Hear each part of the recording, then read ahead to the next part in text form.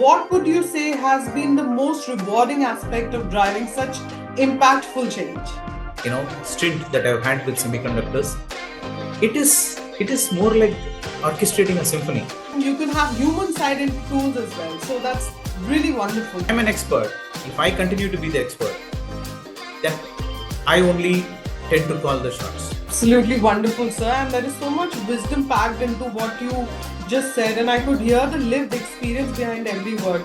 So you have to, as a leader who's working together with them, understand and appreciate what value they have to offer. In your experience, what is the biggest mistakes organizations make when trying to implement agile methodologies? Actually, the spirit of agile is that it is people over process. What would you say has been the most rewarding aspect? Grounds up is able to understand what they need to do, and customers' requirement goes through a change.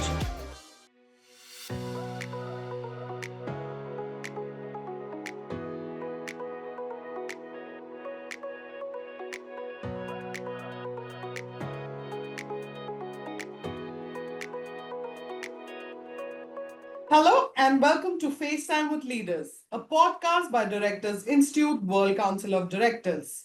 Here, we sit down with global leaders, industry veterans, and visionary strategists to explore how leadership is evolving in a world shaped by disruption, ESG, digital governance, and bold decision making. In today's episode, we have the privilege of speaking with Mr. Umashankar Venkataramanan, a senior engineering leader who has been at the forefront of driving transformative initiatives in the fields of cloud, infrastructure, and engineering strategy. With over 23 years of experience, Mr. Umashankar has led high-impact programs, scaled global teams, and shaped product execution strategies at renowned organizations like Netapp and IBM. His work has led to integration of Agile, DevOps, and cutting-edge technologies, helping companies achieve operational excellence and navigate the ever-evolving tech landscape. Today on FaceTime with Leaders, we are going to deep dive into Mr. Umashankar's journey, leadership insights, and evolving role of engineering in the future of business. Mr. Umashankar, welcome to the show. It's truly a pleasure to have you with us today, sir. Thank you so much, Charu, and I'm really happy and proud to be a part of this wonderful forum. I am very glad to get plugged into this leadership forum where all my thoughts and experiences can be shared with a wonderful forum, and we can have a very beautiful win-win interaction and take our, governance to the next step. Absolutely, I'm so looking forward to having this interview today. Thank you. So, to start things off, Mr. Umashankar, could you take us through how your career journey began? How did it all happen? What led to you to where you are today? Certainly. So, it all began with my interest in getting to know how the world works around me. A very simple childish curiosity, which many people have. For me, it was very deep and intense. And science gave me the grounding in terms of convincing me that I can get answers. There are several questions that I continue to live with, but when in my formative years, science gave me that grounding and the footing. Now, as a science enthusiast, a logical evolution is towards technology, because technology implements science and shows to you what it is, how the world works, and how you can make a difference and push the envelope to the next level. So logically, I landed, in engineering space. I did my engineering. My personal passion in science is mostly around physics. So my technology passion was around electronics, solid state physics, and that led me to step into semiconductors. So whatever I had done through my engineering, I was able to implement when I entered the semiconductor space, starting my career with TI, Texas Instruments, and then IBM. So it was a very beautiful, stint that I've had with semiconductors. It is more like orchestrating a symphony, be it the hardware design, be it the reliability, and pulling in the basic building blocks, the soft IP or hard IP. All of these need to work in tandem and in rhythm so that you are able to orchestrate everything, finally bring it and meet the tape out schedules. So Wow. it's about working the entire ecosystem and making them work like how every single symphony instrument player will perform. You are the conductor, Right. you will have to bring them together and then deliver the orchestrate the outcomes. Right. Right. Well, that is what semiconductor space is. When I evolved, moved up the stack from hardware, all the way through the firmware, OS, and then, systems, servers, Right. and storage, and eventually cloud infrastructure. It is a journey that I am really thrilled to even talk about. Right, I've been through the thick and thin of this, and it has given me an end-to-end perspective of how the whole ecosystem thrives and survives and the interplay between them. So that has been the uh, background of my career into technology and innovation.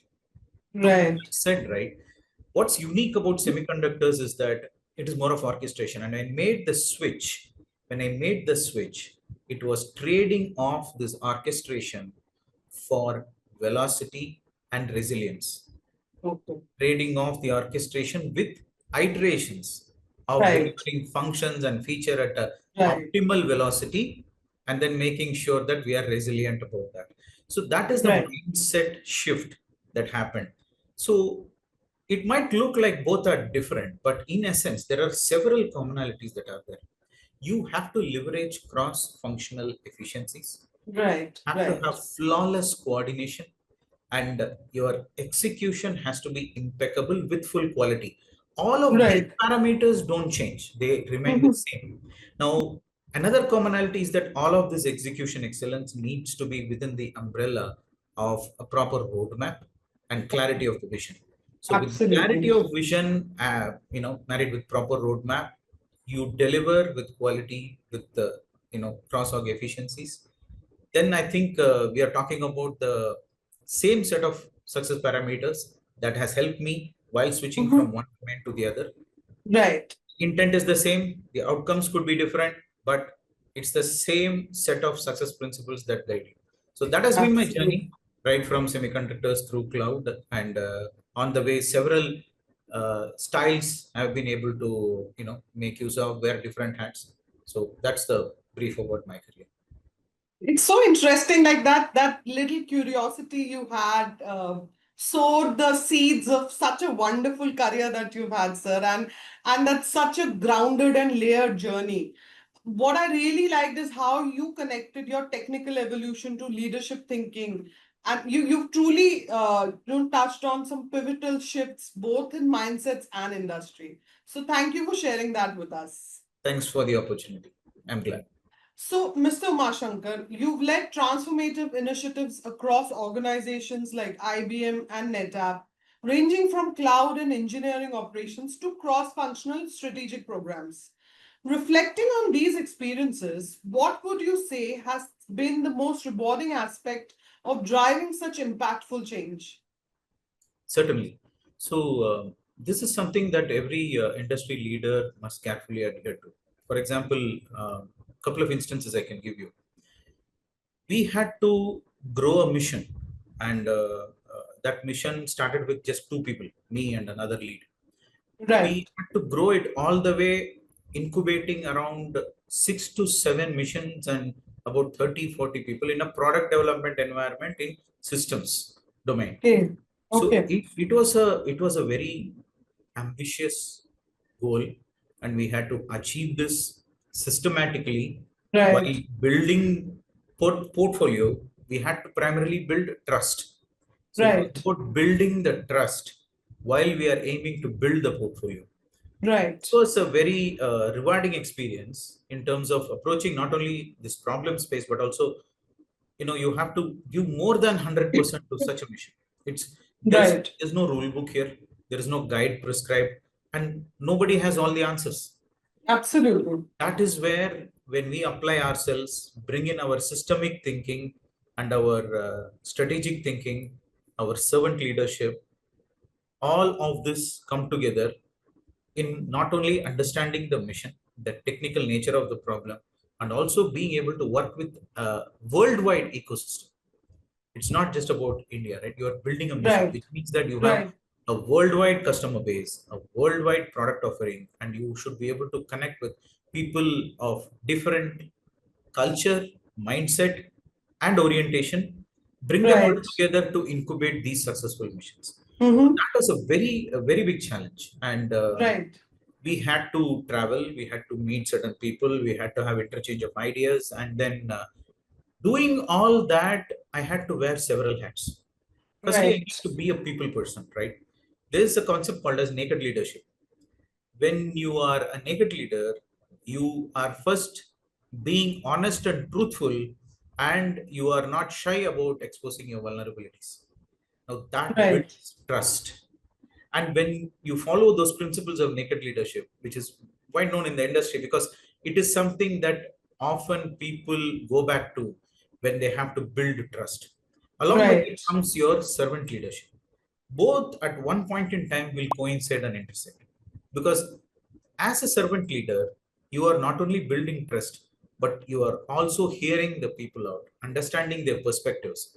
It is Right. more about courage in taking up, in leading through conflict and understanding Right. and marrying different perspectives than Mm-hmm. showing your confidence. It is not about Right. authoritative style, it is more about a collaborative style and Mm-hmm. switching between styles which offer this kind of scope for being a servant leader.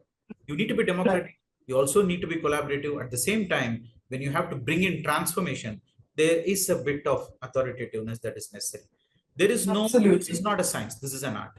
So some of the areas that I worked on, for example, in incubating a mission or from 2% to a 40% team, several missions have been incubated. Firstly, we have to demonstrate success. Now, while what the biggest reward through all this is being able to work with people. Right. There are several experts. If I am an expert, if I continue to be the expert, then I only tend to call the shots. Now I will have to make sure everybody in the team has the voice and they grow and contribute. You can Right. scale when your team works together. As a Absolutely. single person, you cannot scale. So when from being a tech lead to getting into management and driving things, this was the first thing that I adopted. At big impact it generated within me. I was able to apply this principle across several missions. Right. Walk into a meeting, I inspire the team to take on the mission and then offer the floor to them. Hear them out, share the concerns, and Right. Right. make use of the best brains that I have in front of me and offer them a red carpet so that they feel welcome, they participate in the initiative. So this approach, initially, when I moved the switch from being an individual contributor to a management leader, Ah, this was the very first step that helped me catapult. It saved me several years of learning. When I absolutely. saw that in the design reviews, my leads are not opening up because I know better as a manager, I understood that yes, now this is the time I step back, offer the flow to them, and they start driving it. And believe me, the results were exponential. If I would have done it, it would have been linear. But with a Right. change of heart and improved understanding of how I need to be as a leader, the results were exponential. We were able to Abs- scale, we were able to incubate 5 to 8 missions over a very short span of time. It Wow. resulted in more than 200 million in revenue for Oh, us. wow. It was a That's wonderful. huge effort, a huge success, and that catapulted me into several leadership roles. So this is a key takeaway for me. And so another key takeaway out of this is the decisions that you make. Your leadership may not come and tell you how to make those decisions. Right. When Right. you work it out, when you are part of the problem, when you own the problem, when your employee mindset moves to ownership mindset, that is when you start connecting the dots correctly. So I had Right. already mentioned I wanted to move one area of function to a totally different unit. Right. When I did that, my team was able to focus on what the strategy is. It was a misplaced element. I was Mm-hmm. able to see that. Then I was able to articulate. Then my leadership was like, okay, give it a shot. So I again spoke to a couple of my mentors with their good suggestions. I was able to go ahead and pitch it. And at the end of the day, if I have to submit, my boss told me, hey, you have sold the ice to the Eskimo. So it was such an experience where I was able to see the disconnect, make some suggestions, move certain functions out, align teams to their strategy, and we were able to get very good efficiencies out of it. Wow, absolutely wonderful, sir. And there is so much wisdom packed into what you just said. And I could hear the lived experience behind every word. And also, it shows the kind of leader you are. So, kudos to you, sir. And thank you for sharing that with Thank you. us. Having performed the role of Chief of Staff for various senior executive leaders, for VPs of systems and cloud engineering organizations, how do you navigate strategic decision making with balancing immediate priorities with long term vision? Very good question. Thanks for asking that. So, it is very important that as leaders we reflect on the aspect that you have just brought to light. Right, Looking through what I have been through, there has been several inflection points of critical decisions, which kind of impacted not only my growth as a leader, but also the impact that I was able to offer uh, across various roles that I've played. right, There were situations where I had to take real hard calls in terms of moving functions out of what I was driving, just so that right. we are able to align with the organization strategy and leverage efficiencies and bring focus to the team. Uh, Mm-hmm. there are several areas, not only related to semiconductors, but and also IT. For example, take hiring. Hiring is one strong area where I have worked, where I can cut through several domains, right? Hiring happens Right. every single field, single field of Absolutely. business, or a different, different set of technological offerings everywhere, be it Right. service industry, product industry, wherever you are. Hiring is something very generic. So I would like to take that as an example so that we are able to, highlight what kind Right. of challenges we are having today. And that was one area where I was able to bring in a lot of thought leadership. We were trying to hire a very significant number of people, and it had to happen in a span of few months. And in Mm-hmm. order to get that done, we needed focus. So we need to understand what was not going fine and what Fine. needs to be done. So as Right. a leader, that experience, which was one of very transformational experience for me and for the organization that we were working towards building this, strength, we had to go to the fundamentals. We had to go to the fundamentals, do SWOT analysis, understand the landscape. Hey, how is the India landscape married to this particular charter? How, Right. where are we looking for skills? What are the kind of skills we are looking? What is our strength? What is weakness? What are the opportunities Right. we are looking at? And what are the Right. things that we need to be wary about? So a strong SWOT analysis helped us narrow down our focus in terms of what we need to get done first. It Right. gave me a Right. set of priorities. So Mm-hmm. once we started on the priorities, it was a very easy action for us to all come together, look at the SWOT, and get focused.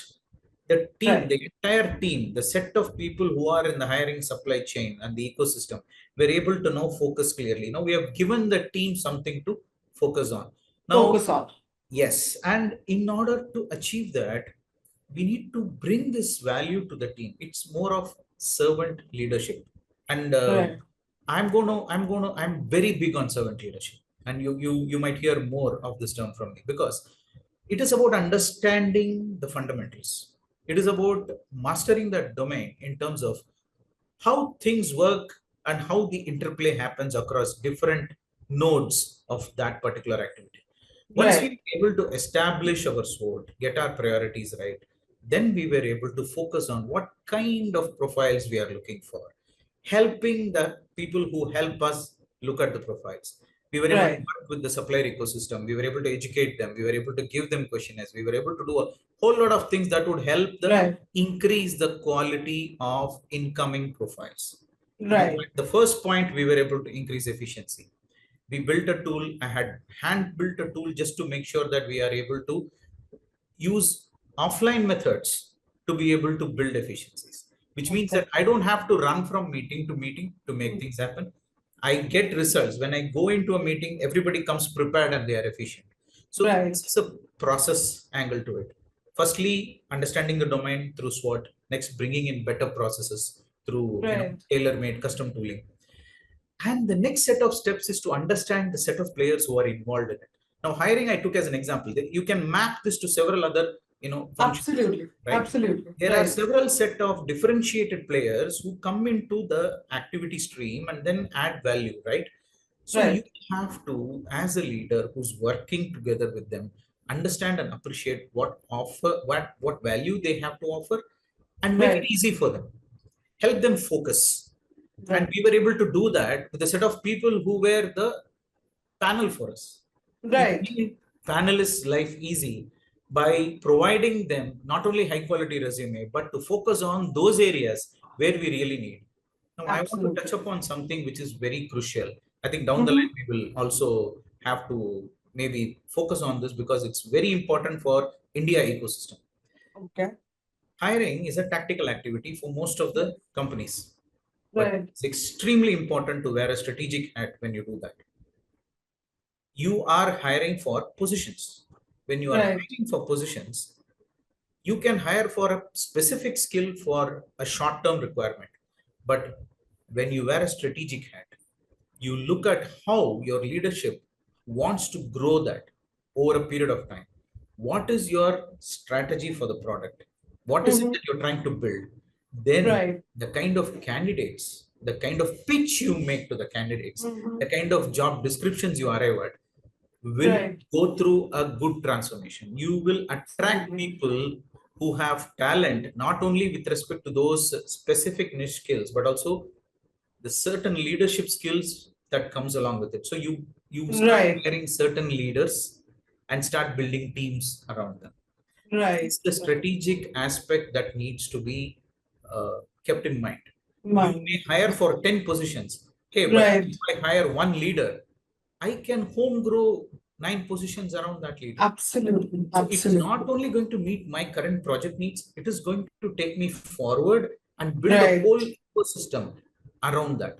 So it's very important while we are working through some of these challenges, we wear different hats and understand the value that we are bringing in towards the roadmap, towards the strategy that we are working towards. It is Right. one thing to do a job, it is one thing to bring in efficiencies in terms of tooling and other things, but it is totally a different matter when you live, breathe the strategy, you bring in the value that you really are expected or you are required Off. to bring in. Right. Right. I can go on. There are several areas where things I'm are. sure. I'm sure. So I wanted to give a very generic example so that everybody in every field can relate to what I'm talking about. Absolutely. Absolutely. Hiring is usually is considered a very easy job. Like, people think that, there are people available and you can just go and hire them. But strategically hiring people is a different task altogether. And the way you've grounded the approach, not just systems but people. And I love how you've articulated that. So thank you for sharing this with us. Definitely. So, Mr. Umashankar, you've been a leader in driving agile transformations.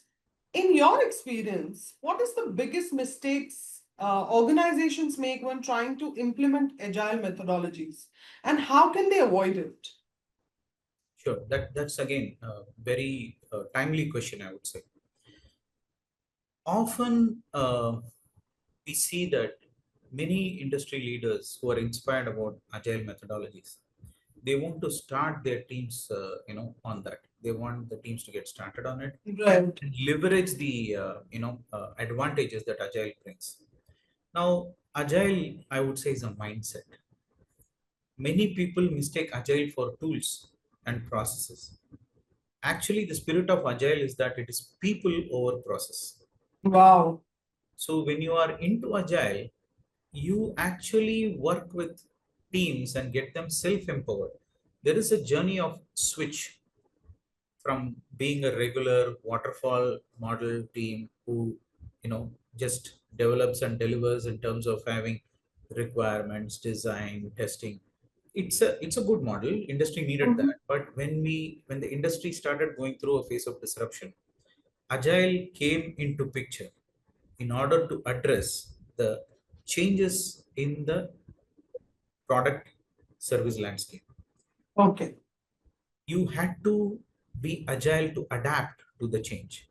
Now, if you have to adapt to the change, it has to be bottoms up. You cannot have always transformative initiatives to be top down. Right. With top down, the amount of push you have to do is pretty high. It is always a pull factor that improves and increases your efficiency. Right. So agile is more of a pull factor. Now let me break it down for you. Mm-hmm. Agile is not just tools, as I said. So what happens is you have your agile ceremonies. For example, a very simple, I don't want to get into the mechanics of agile because we have several resources to go through that.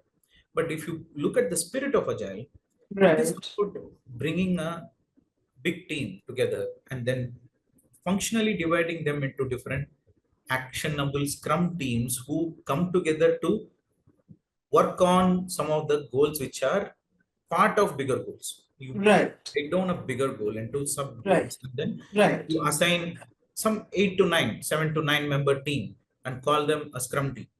Now, Right. what happens is you increase focus. You Mm-hmm. provide them with what they need to do and give them the space and the freedom to get it. Right. Now, Right. the method of doing it is through certain ceremonies. The fundamental ceremony in Agile, which in my opinion is most important, is your daily scrum meetings. You walk into that meeting and then you hear from everybody. There's a scrum master who's a facilitator. Right. He's not, again, a leader who will control the proceedings, but he will facilitate.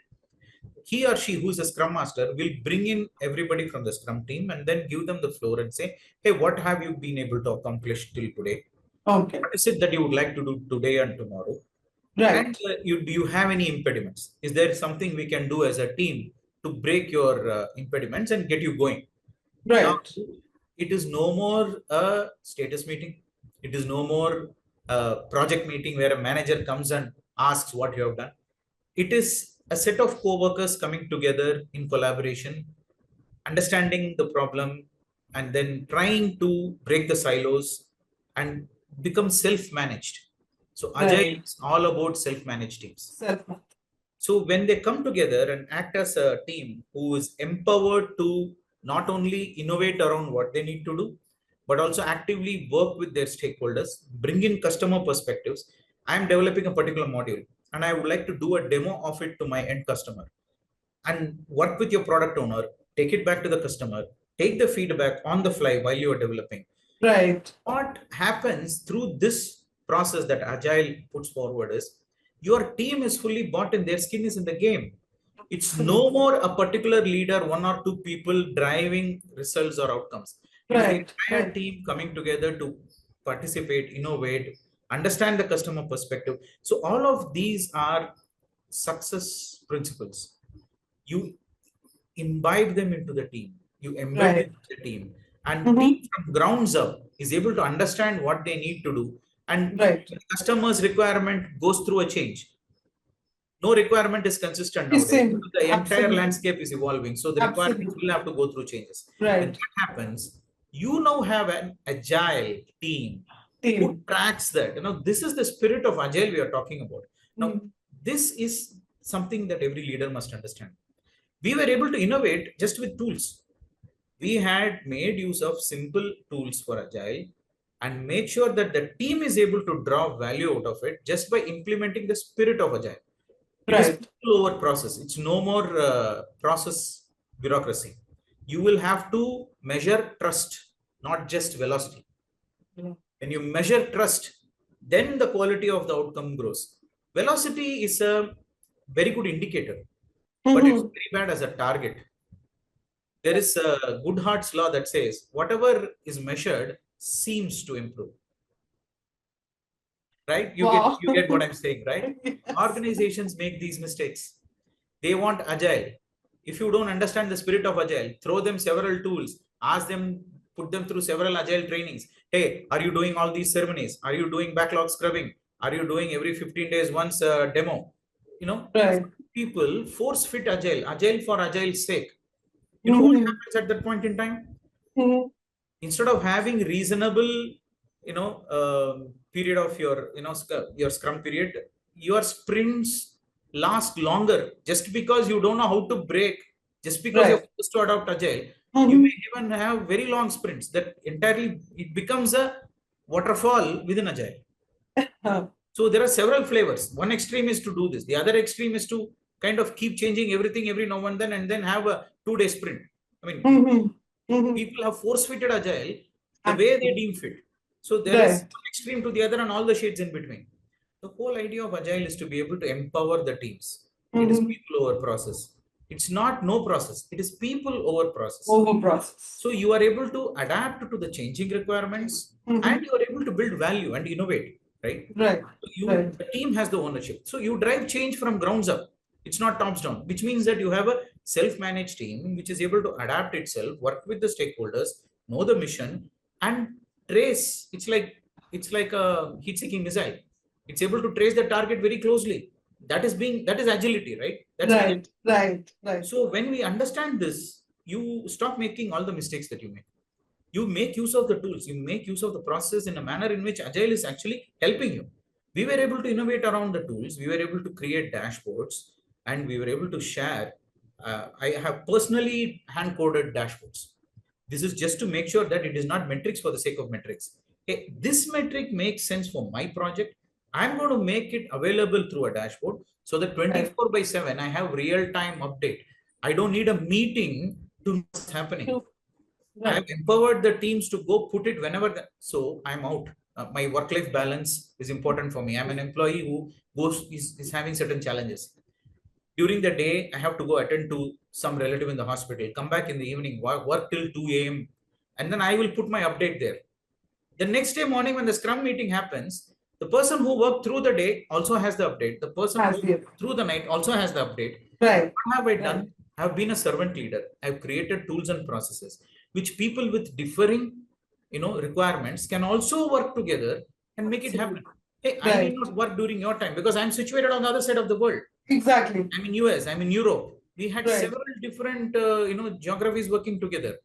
You need to make sure that you empathize as a leader, put people over, above process, and then bring these tools and methods into picture so that the spirit of agile is implemented. Velocity is a measure. If you say I want to measure velocity, velocity is a measure, but you don't measure velocity. If you measure velocity, it will seem to improve. But what are you trying to accomplish? When you set a target, this is again Hawthorne's effect, right? When you set a target, the system will adjust in itself to such a extent that the meaning of the measure and the target changes. Wow. That is how human created systems work. Right. We need to understand this. So there's a very good book called Escape Velocity, and that shares some of these perspective in a very nice manner. One key outcome from that, which I would like to share with everybody, is give something that the team feels happy about. There is a metric called as team joy. Hey, after I finish something, I don't need rewards. I don't need anybody to come and tell me or give a pat on the back. When I see what I have achieved, I am able to achieve something and I am able to create that. Give an opportunity for the team to be happy about creating something. I would really suggest all the viewers to go read up this book because this brings in a very fresh perspective to Agile. So Absolutely. these are some of the things. I have heard about it for the first time and I will definitely pick it up. And it is such a refreshing take, Mr. Umashankar, the way you've described Agile. And I really appreciate how you cut through the noise and brought out the human side of Agile. As you said, it's not just about stand-ups and sprints. It's about mindset, trust, and clarity. And that's so wonderful. And me being a layman who doesn't understand these technologies, I'm able to understand uh, how you can put the you can have human side into tools as well. So that's really wonderful. Thank you for sharing that with us. So this is my favorite part. We talked about strategy, leadership, and cloud engineering, but now it's time for our rapid fire round. Short answers, straight from the gut. Here we go. Ready? Yep. Okay. One word your team would use to describe you. Servant leader. Wow. First job you ever did and one thing it taught you. Do the due diligence and the rest follows. Wow. And the first job was, sir? I was a design engineer at Texas Institutes. Great. One Indian dish that instantly brings you home. Idlis. Wonderful. One book or movie that stayed with you. It stays with me. Valmiki Ramayana. Wow. If you could give one piece of advice to your 30-year-old self, what would that be? Focus and take your That's time. a good one. Yes. With that, we've come to an end to our rapid fire round. That was really fun, Mr. Umashankar. Mr. Umashankar, for the cloud first companies you've worked with, those that operate in environments where speed and innovation are critical, how do you strike the right balance between accelerating innovation and maintaining robust security standards? Wow, that's a thoughtful question. So innovation has, can be taken in different connotations. Now, when you link it up with security, that's a whole different ballgame. So you need your team to be innovative in everything that they do, Right. which means it is continuous improvement. Hey, I have done this today. How am I going to make it better tomorrow? That's the spirit of innovation. Right. You bring in continuous improvements, not only Mm-hmm. to your own processes, but to the product, to the end user. How Mm-hmm. do you better the use case? How do Mm-hmm. you add more value to the newer use cases, existing use cases, and make the customer's life easy? Right. That's the mindset that drives you towards innovation. That is giving more value, Mm-hmm. continuously improving the value that you are giving. Now, it is for a fact that the entire engineering tech ecosystem has motivated, people who work towards innovating. They love innovation. It is often seen that product security is misinterpreted as a blocker towards innovation. Often people look at security as a something to comply with, as a compliance measure. It certainly is not the case. The reason that happens is because you have the, the set of people who are working on it, trying to take innovation to the next level, have somehow not taken into account that security is a key component which cuts across all the customer use cases, all the Right. products across the industry, everywhere. A Mm-hmm. very recent example, CrowdStrike, we had an issue where all the Microsoft Azure infrastructure was hit. It's a very well-known worldwide phenomenon that happened. Mm-hmm. Many airports were hit. Many flights couldn't fly. Right. That was a security issue. And we have seen ransomware issues. We have seen several security issues come and attack us. Absolutely. One of the main reasons, despite having clarity around security, despite having clear understanding within the ecosystem about the security vulnerabilities, despite having processes in place and awareness and mindfulness about these things, industry had to face such problems. They still Right. continue to face such problems. Right. One of the main reasons is security was an afterthought. It was not embedded into product development. Now, in the innovation landscape, you have to do rapid POC prototyping. You have to, just make sure that your ideas in hackathon come to a point where you are convinced that yes, we will work on this innovation. Good, Right. no doubts about that. Hey, are you building systems which are secure? Are you creating products that are secure by definition? There have been instances where some of these vulnerabilities have hit the products and services, and the teams had to go back to the drawing room, and then they had to, redo the whole Redo. design. They Mhm. had to get back to the drawing board to redo the whole stuff just to make. Right. And what happened, what followed after that was buy a set of tools to improve the product security, start doing analysis, static analysis, dynamic analysis. Right. You have to do the code scans, you evolve a framework for security, build a tactical team, tiger team around that, and make sure that this doesn't happen again. So much of investment going as a reaction, a reactive step, not as a proactive step Proactive. towards addressing security. Right.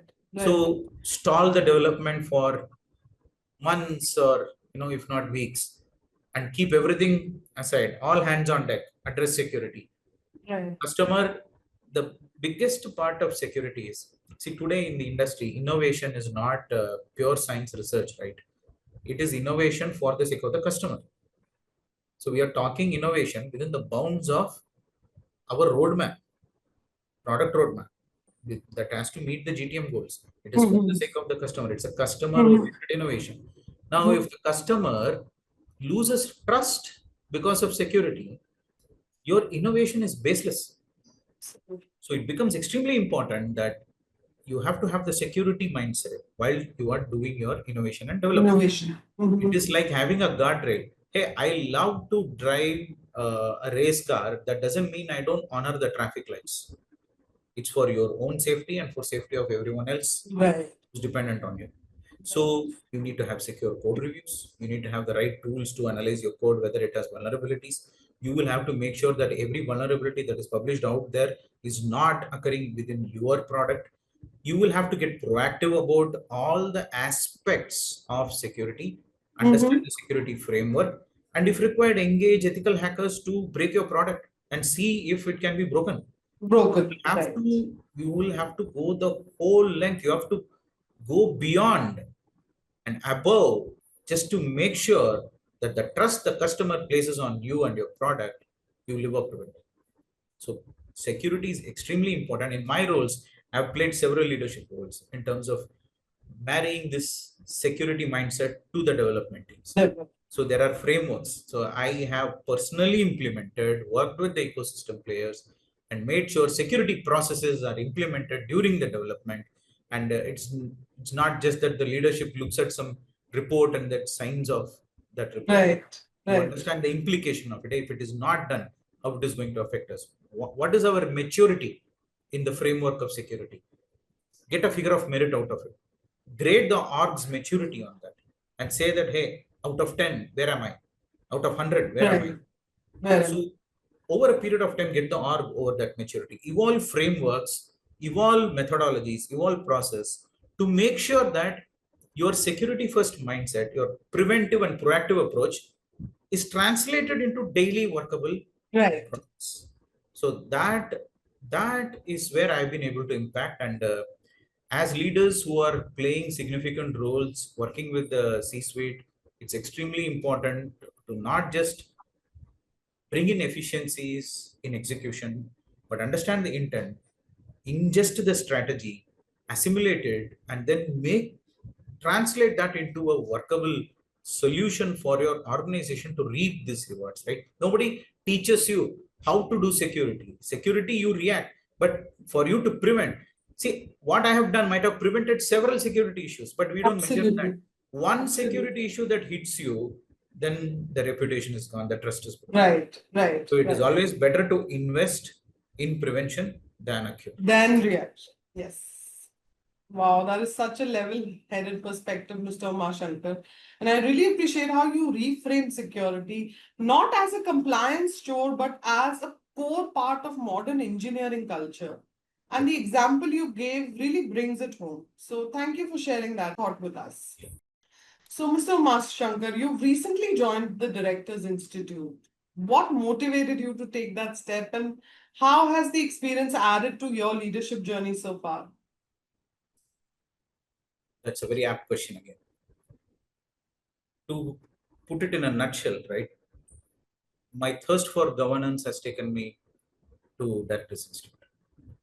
Now, we were just talking about several topics, right? Security. Right. If you are working only at the level of bringing in efficiencies in execution, you are just a cog in the wheel. Now, when you start wearing the leadership hats and start, wearing several hats, throughout my career journey that I've described, it is always understanding the bigger picture that helped. So I have been a design engineer. I have been a tech lead. I have been an engineering manager. I have been a program manager. I have been chief of staff. I have been now being an engineering leader. It is always for the roles that I have played. It is about understanding the intent behind what I'm doing. Now, working with C-suite, working with the leadership, it is very important that we understand why board makes the decisions that they make. Why are they bringing in the changes that they are bringing in? For example, something a little different, which everybody sees, but they don't really connect the dots. Hey, why are we talking about diversity suddenly? In the last 15, 20 years, why is diversity becoming important?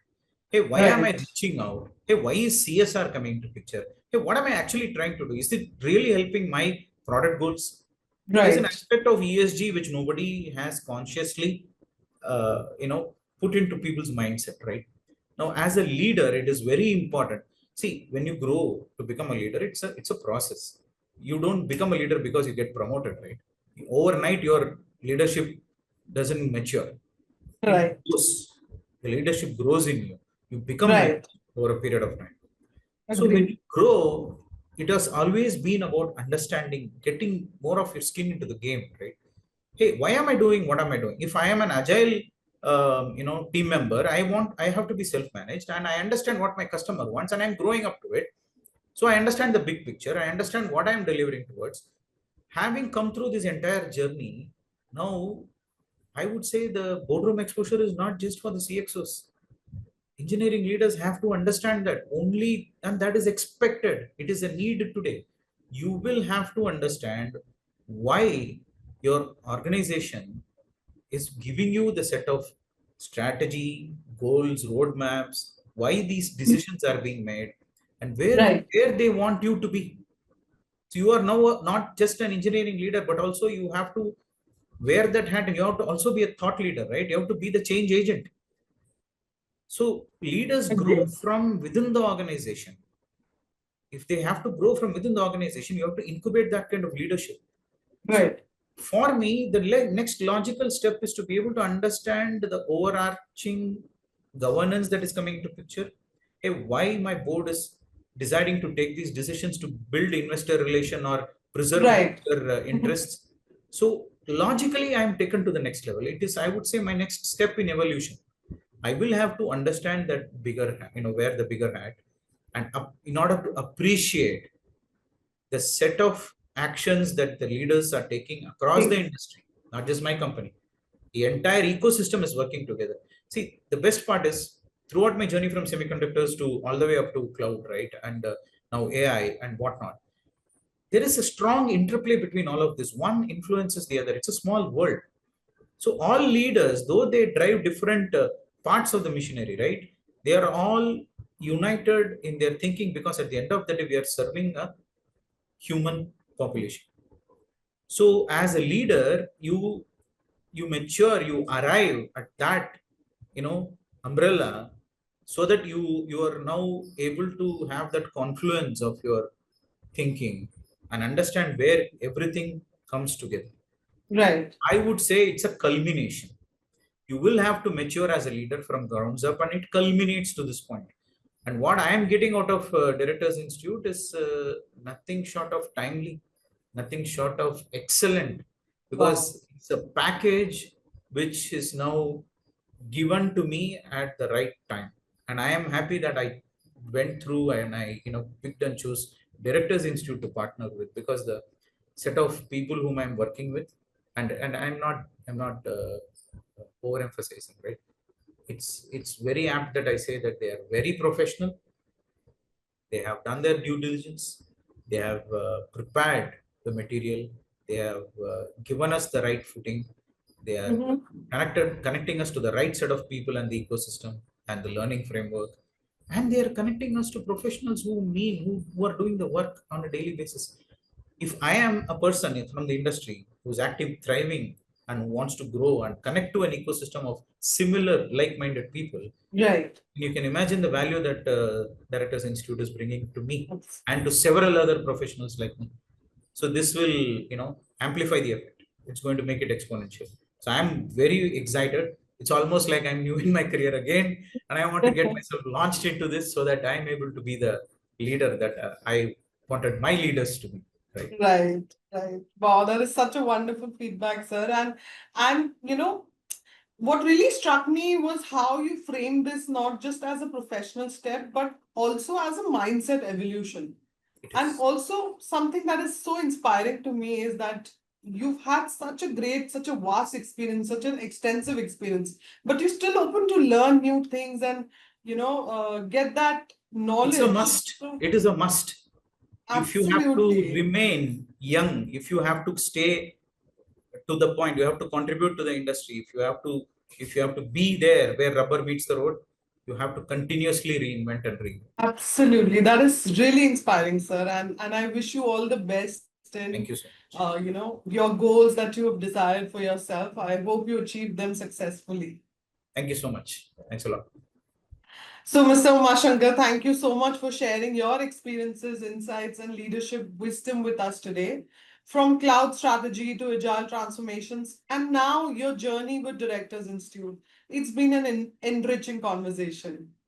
Thank you so much, Charu. I really appreciate this. And thanks a lot for bringing the best out of me in terms of whatever I could share and whatever I would like to do next. That was a really interesting conversation we had with today, sir. To everyone listening, whether you're a leader, a budding professional, or someone passionate about engineering and governance, we hope you've taken away valuable lessons from today's episode. Leadership is a continuous journey, and we hope this conversation has inspired you to keep learning, growing, and leading with purpose. This is FaceTime with Leaders, powered by Directors Institute. Until next time, stay future ready, lead with purpose, and keep evolving. Thank you.